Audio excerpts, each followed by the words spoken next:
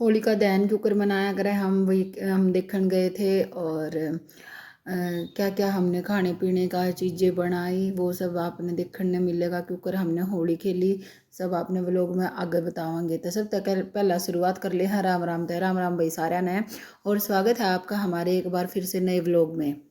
तो भाई सबसे पहला होलिका हमने पिछली वीडियो में देख लिया था। अब होलिका दहन देखने की बारी थी भाई। हम सब इकट्ठे होकर आ गए थे वहाँ।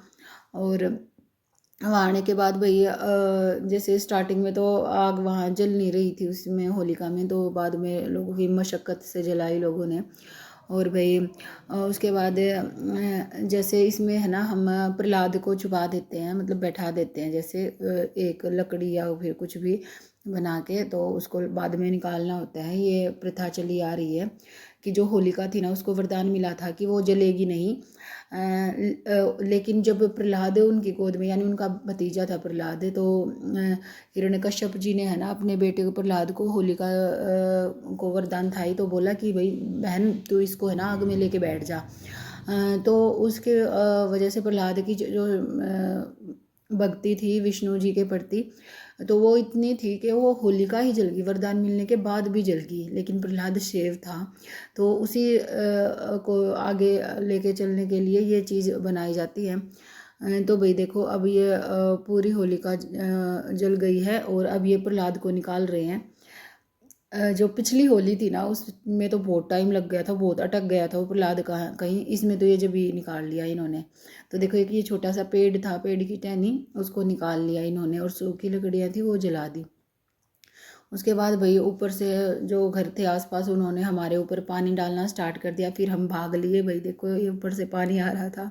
मैं तो पहले ही बच निकली। और भाई जो ये होलिका थी ना, वहाँ जो होली का व्रत रखती हैं लेडीज़ हमारे वहाँ, तो काफ़ी सारी वहाँ मान्यता होती है। जो होलिका जलती है ना, तो लोटे में पानी लेके आते हैं और होलिका को ठंडा करने के लिए वहाँ डालते हैं पानी। तो देखो भाई ये हम होली खेल रहे थे वहीं पर। ये अंकल बड़े मजाकिया हैं। और तो भाई होलिका आपने हमारी कैसी लगी, और भाई हर हर महादेव ज़रूर लिख देना कमेंट में जिसको भी पसंद आए वीडियो। भाई उसके बाद आंटी ने कर ली थी तैयारी। जो ये हम दही बल्ले बनाने की तैयारी कर ली थी भाई, हम सारे ग्रुप थे ही। और भाई आंटी ने बहुत सारा पेस्ट बना लिया था, इसमें जो जो मिलाना था वो मिलू कर न तैयार कर लिया। और भाई फिर अनीता आंटी तारन लगी ये दही बल्ले, क्योंकि इन्हें रात ने बना के न, और ये फिर गर्म पानी में डालने हुए हैं। फिर गर्म पानी में ये मतलब सॉफ्ट हो जावे हैं बहुत ज़्यादा। फिर सुबह इन्हें निचोड़ निचोड़ के और फिर दही बल्ले में डालने हुए हैं। तो भाई इस प्रोसेस में आंटी ने बहुत टाइम लग गया, मेरे ख्याल से तो शायद 3-4 घंटे लगे, क्योंकि ये बहुत छोटे छोटे बनाने थे, बाद में ये फूल जावे थे। तो भाई पूरी परात भरी हुई थी तो काफ़ी सारा टाइम लगा, और वो तो ये दोनों लगी हुई थी तब था ये टाइम। तो भाई हमने 10 बजे तक तो वेट किया होलिका दहन देख के आने के बाद। फिर भाई 10-10:30 बजे थी हम बैठे रहे। फिर हम तो अपने घर आ गए थे क्योंकि किशु ने आ गई थी नींद।